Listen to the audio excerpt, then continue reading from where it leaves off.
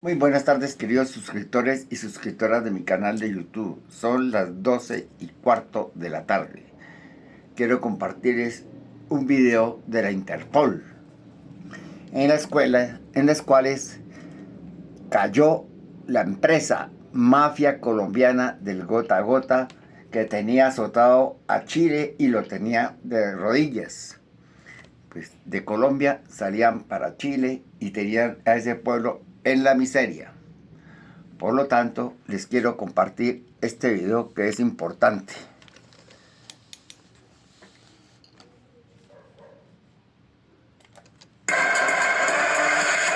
Mucha atención Colombia y Latinoamérica. Lo que estamos revelando hoy es la prueba reina de cómo el crimen organizado ha mutado, se ha tecnificado y está exportando una maquinaria de terror financiero desde nuestras fronteras hacia el resto del continente. Todo bajo la mirada pasiva de las autoridades. Esta es una denuncia urgente de Colombia sin censura y necesitamos que usted, que está recibiendo esta información exclusiva, comente ahora mismo qué opina sobre esta vergüenza internacional y comparta este material para que el mundo vea la realidad que nos ocultan. No estamos ante simples prestamistas de barrio, estamos ante el descubrimiento de La Empresa, una organización criminal transnacional, jerarquizada y despiadada, que ha convertido la usura en una multinacional del miedo, moviendo cifras astronómicas que superan los 10.000 millones de pesos en los últimos 3 años, lavados a través de criptomonedas y paraísos fiscales, mientras en las calles impera la ley del revólver y la antorcha. La investigación judicial ha destapado una olla podrida que tiene su centro de operaciones, increíblemente, en un hotel de 5 estrellas. No se trata de ejecutivos de Wall Street ni de empresarios tecnológicos. Quienes cruzan las puertas giratorias del lujoso Hotel Sheraton en Santiago no son turistas, son colombianos, la gran mayoría en situación de indocumentados, uniformados impecablemente con camisas blancas, como si se tratara de un culto o una fuerza de ventas corporativa.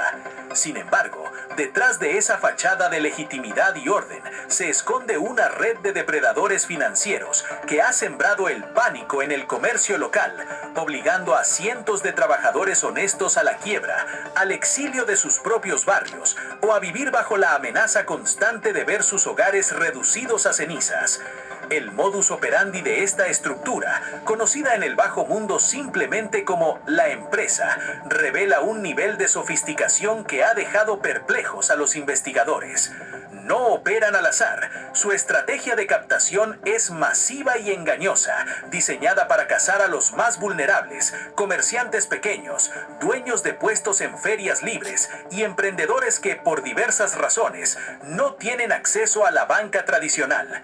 Estos criminales inundan las calles repartiendo volantes publicitarios, presentándose no como los verdugos que son, sino como una supuesta solución financiera rápida y sin burocracia. Prometen dinero al instante, sin papeleos, ayuda al comerciante. Es el cebo perfecto para quien tiene una necesidad urgente, una deuda médica o un bache en su negocio. Pero la realidad que se esconde tras ese primer billete entregado es el inicio de una esclavitud moderna. Los testimonios recabados por la Fiscalía y los equipos de investigación son desgarradores y evidencian la brutalidad de esta mafia colombiana en el exterior. Un comerciante, cuya identidad debe ser protegida bajo el anonimato más estricto por miedo a represalias letales, relató cómo cayó en la trampa. Pidió montos que oscilaban entre los 100.000 y 300.000 pesos, cifras que parecen manejables, dinero fácil y rápido para salir del paso. La trampa, sin embargo, no está en el desembolso, sino en la letra chica que se escribe con sangre y miedo. La tasa de interés impuesta es inamovible, un 20% brutal sobre el capital, con modalidades de cobro que pueden ser diarias, semanales o quincenales, diseñadas matemáticamente para que la deuda nunca termine de pagarse. Basta un solo día de atraso, un solo momento de iliquidez del comerciante, para que la máscara de los amables asesores financieros se caiga y aparezca el verdadero rostro del crimen. La presión psicológica y física que ejerce ejerce la empresa sobre sus víctimas es asfixiante. Las grabaciones interceptadas por los organismos de inteligencia revelan el tono amenazante y la impunidad con la que operan estos sujetos. Compa, escuche lo que le voy a decir. Busque la manera de ponerse al día porque usted sabe que todo tiene un límite. Se escucha en una de las llamadas extorsivas. No es una advertencia comercial, es una sentencia. Otro audio es aún más explícito en la violencia que están dispuestos a ejercer. Me dice que si no pagaba esos 24 que quedaban, me iban a quemar la casa. Esta amenaza fue dirigida a una mujer, una vendedora de ropa en una feria del litoral central, quien vivió un infierno pese a haber pagado puntualmente durante meses. Un simple desacuerdo en la tasa de interés, una discrepancia en los números que ellos manipulan a su antojo, fue suficiente para que le anunciaran la destrucción de su hogar, gritándolo a los cuatro vientos, con testigos, para sembrar el terror no solo en ella, sino en toda la comunidad. El impacto de este esquema criminal va más allá de la extorsión individual. Está destruyendo el tejido comercial de ciudades enteras. En barrios emblemáticos y zonas comerciales de Valparaíso, Viña del Mar, Quilpué, San Antonio y Rancagua, el paisaje ha cambiado. Locales que antes prosperaban, hoy lucen persianas cerradas y letreros de "se arrienda" o "se vende". No quebraron por la economía, quebraron por el miedo.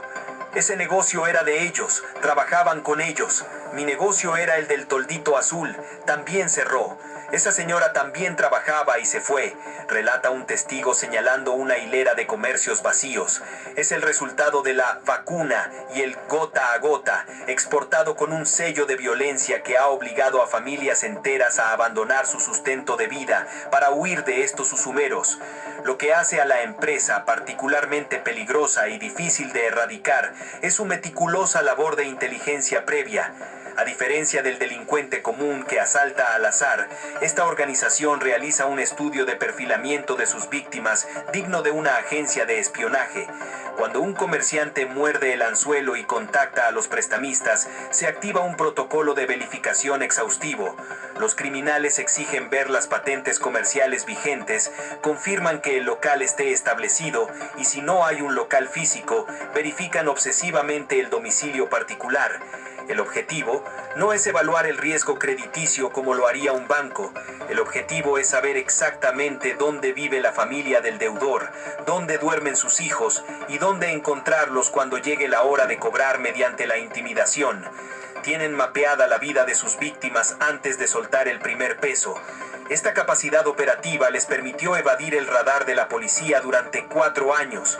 Se movilizan en motocicletas ágiles, difíciles de rastrear, operando como un enjambre que aparece y desaparece en minutos. Pero esta invisibilidad no es casualidad, responde a un diseño criminal maestro, orquestado desde miles de kilómetros de distancia.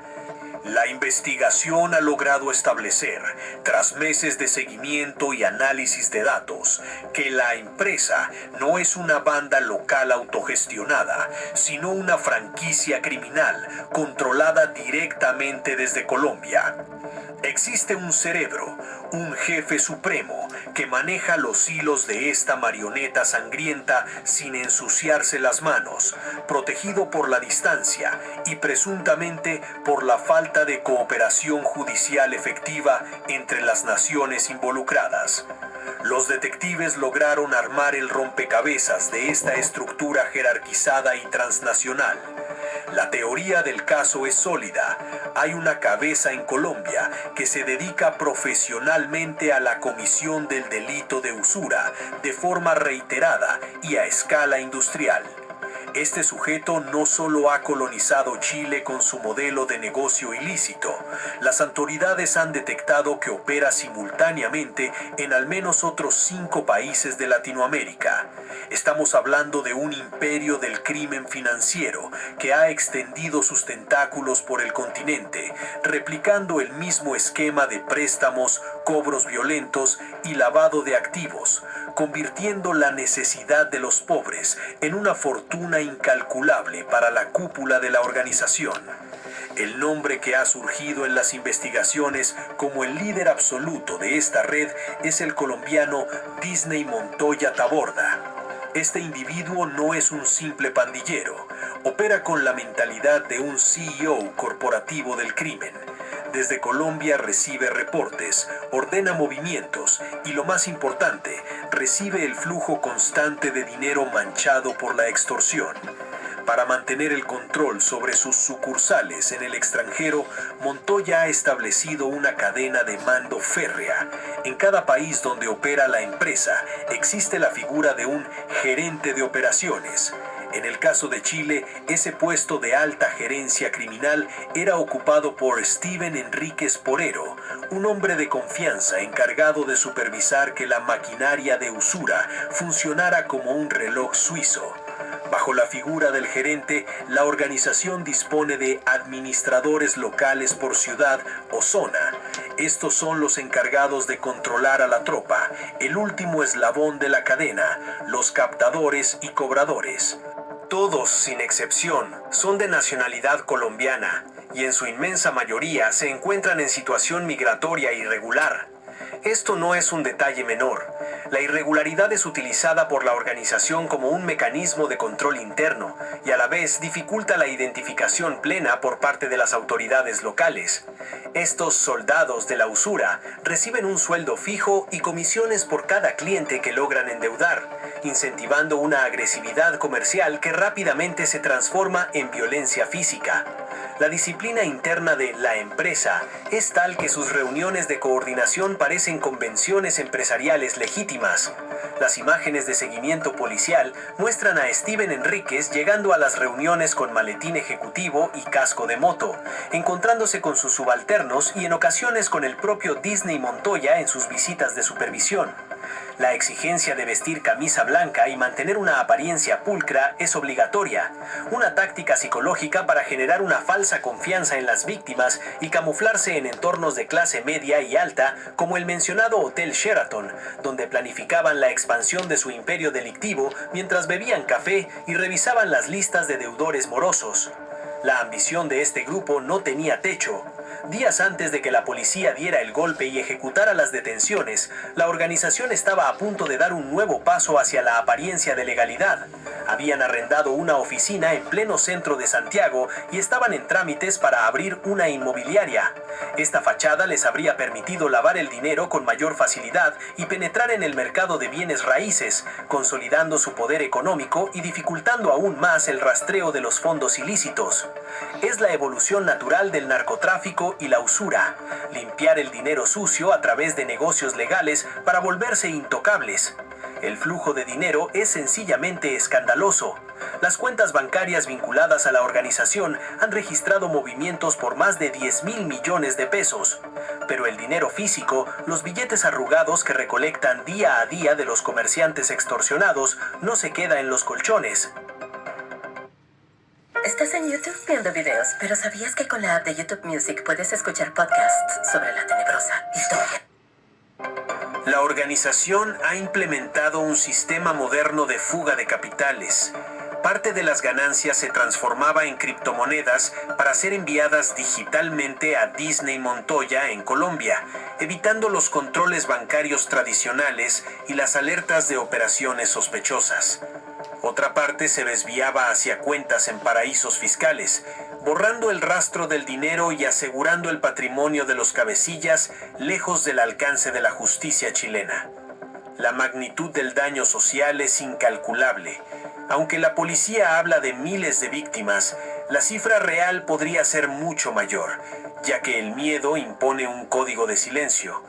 La gente prefiere pagar y callar antes que denunciar y arriesgarse a que cumplan la amenaza de quemar sus casas o atacar a sus hijos. En el momento que uno necesita, la plata sale del apuro, pero después uno empieza a ser presionado y a endeudarse y nunca termina de pagar, confiesa una víctima con la voz distorsionada por seguridad. Es un círculo vicioso. Se pide un préstamo para pagar el anterior y los intereses compuestos convierten una deuda de 100,000 pesos en una condena financiera perpetua que a menudo termina con la pérdida del negocio y el patrimonio familiar. Las autoridades lograron coordinar un operativo masivo para desarticular esta red. Se emitieron órdenes de captura y se ejecutaron allanamientos simultáneos. El resultado fue la detención de 44 personas, 42 colombianos y 2 chilenos. Estos últimos no eran prestamistas, sino funcionarios de una casa de cambio que facilitaban el envío de las criptomonedas y el lavado de activos, demostrando cómo la corrupción permea también a colaboradores locales dispuestos a venderse al mejor postor. De los detenidos, 28 fueron formalizados inmediatamente por los delitos de asociación ilícita y usura, cargos graves que deberían garantizar una larga temporada tras las rejas. A otros 14, los de mayor rango, se les sumó el delito del lavado de activos, al comprobarse que poseían bienes, vehículos y propiedades que no podían justificar con ninguna actividad lícita, evidentemente adquiridos con el dinero sudado y llorado por sus víctimas. La defensa de los imputados, en un intento por minimizar su responsabilidad, ha argumentado que los cobradores de menor rango también son víctimas del sistema.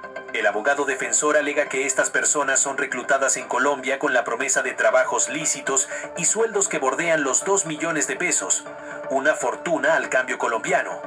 Según esta versión, al llegar a Chile y descubrir la naturaleza ilegal del trabajo, se ven obligados a continuar por su condición de irregulares y la necesidad económica.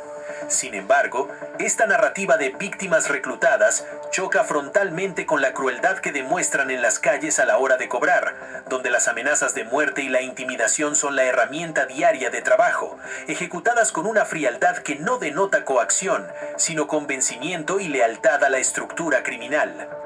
Pero aquí es donde la historia da un giro indignante y alarmante, un giro que expone la debilidad de los sistemas judiciales frente al crimen organizado transnacional. Lo que debió ser un triunfo contundente de la Fiscalía y la Policía de Investigaciones, un golpe mortal a la usura, comenzó a desmoronarse en los tribunales de justicia de una manera que ha generado estupor y rabia en la ciudadanía y en las propias víctimas que se atrevieron a denunciar. La Sala de la Corte de Apelaciones de Valparaíso, en una decisión que muchos califican de incomprensible y peligrosa, comenzó a dejar en libertad a los imputados. Inicialmente, el beneficio se otorgó a los cobradores y captadores, bajo la premisa de que pertenecían al estamento menor de la organización. Sin embargo, la puerta giratoria no se detuvo ahí. En un fallo reciente y polémico, la ilustre Corte concedió la libertad a imputados que estaban formalizados por los 3 delitos graves: asociación ilícita, usura y lavado de activos. El argumento judicial fue vago, señalando que los fines del procedimiento se podían asegurar con otras medidas cautelares menos gravosas que la prisión preventiva, una justificación técnica que ignora la realidad del peligro de fuga y la capacidad operativa de esta mafia. Esta decisión judicial no solo pone en riesgo la investigación, sino que es una bofetada a la seguridad pública. El Ministerio Público, alarmado ante la liberación de estos peligrosos criminales, interpuso un recurso de queja ante la Corte Suprema contra los miembros de la Segunda Sala de la Corte de Apelaciones de Valparaíso. Cabe destacar que esta sala está presidida por la ministra Silvana Donoso, una magistrada cuyo historial ya está marcado por la controversia. Fue ella quien en 2020 presidió la comisión que otorgó la libertad condicional a Hugo Bustamante, el asesino del tambor, quien tiempo después cometería el atroz y mediático asesinato de la menor Ámbar Cornejo. El patrón de decisiones garantistas que terminan en tragedias o impunidad parece repetirse, generando una desconfianza profunda en la capacidad del sistema para proteger a la sociedad. El recurso de queja presentado por la Fiscalía no fue acogido por la Corte Suprema, dejando en firme la libertad de los imputados.